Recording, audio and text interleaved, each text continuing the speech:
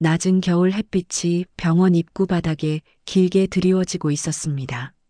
한도경은 허리를 살짝 숙인 채 천천히 걸어왔어요. 외투는 해져 있었고 장바구니는 오래 손에 들려 있었는지 끈이 낡아 있었습니다. 그의 걸음은 조심스러웠지만 멈추려는 기색은 없었습니다.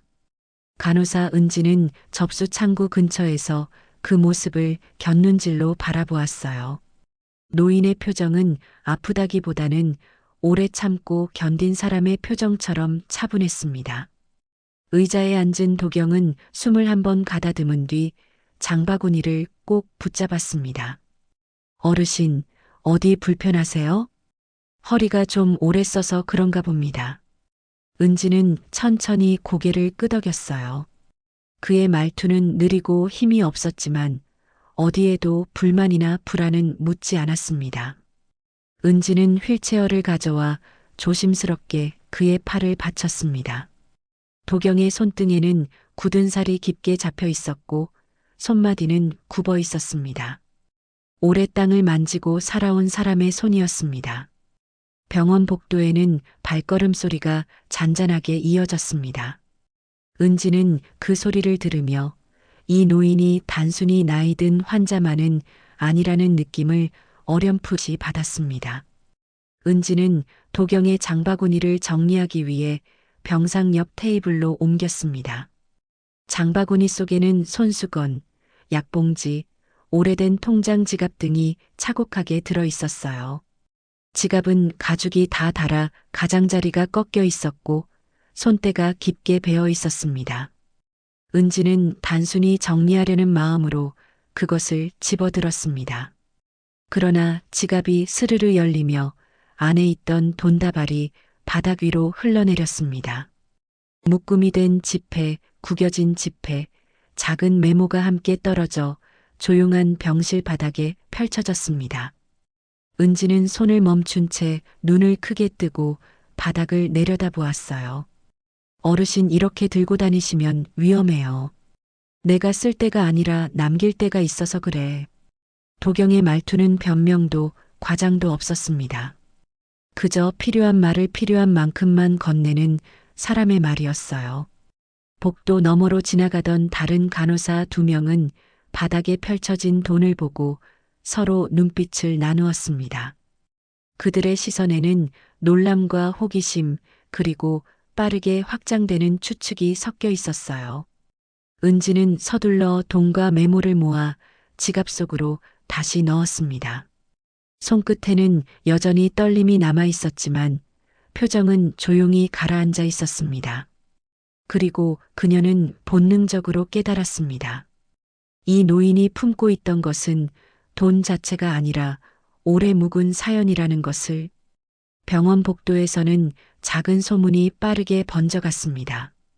허름한 노인이 사실은 땅 부자라는 말은 간호사들, 보호자들, 심지어 옆 병실 환자들에게까지 조용히 흘러들어갔어요.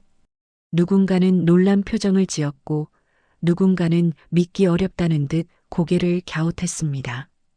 도경은 창가에 앉아 바깥 하늘을 바라보고 있었고 그 변화들을 전혀 신경 쓰지 않는 듯 보였습니다.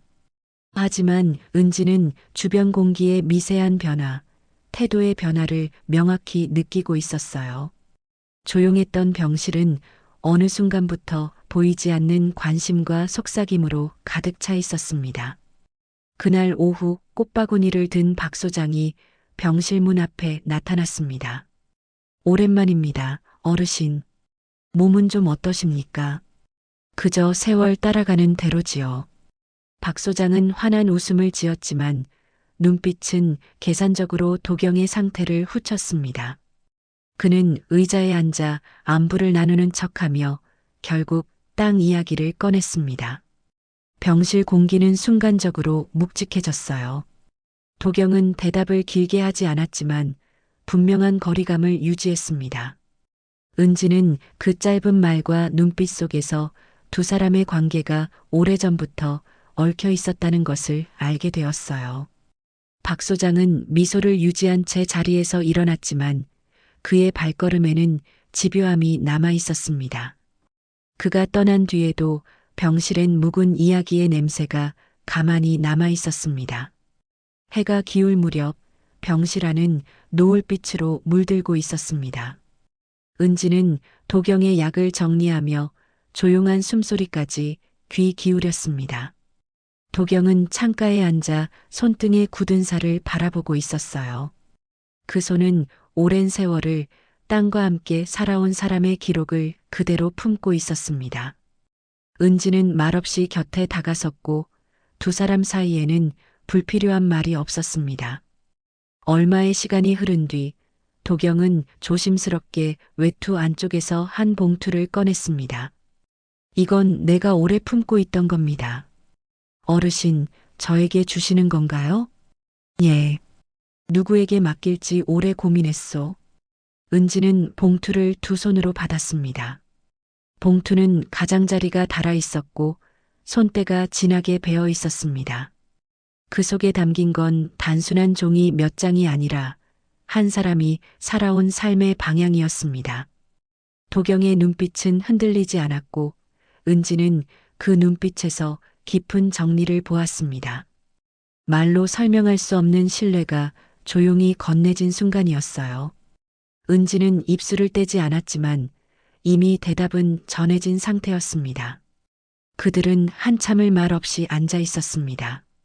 바깥에서는 바람이 천천히 나뭇가지를 흔들고 있었고 병실의 조용함은 오래된 약속처럼 고요하게 머물렀습니다.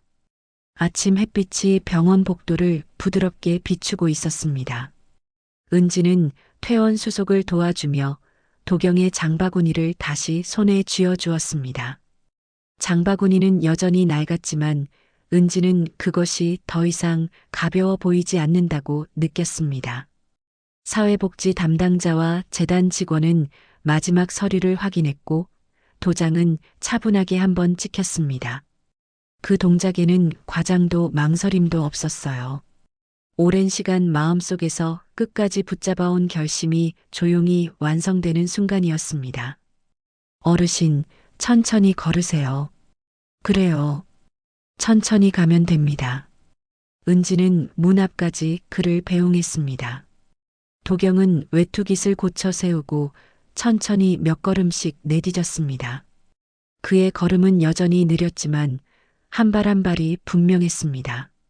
누구에게 보여주기 위한 것도 남기기 위한 말도 더는 없었습니다.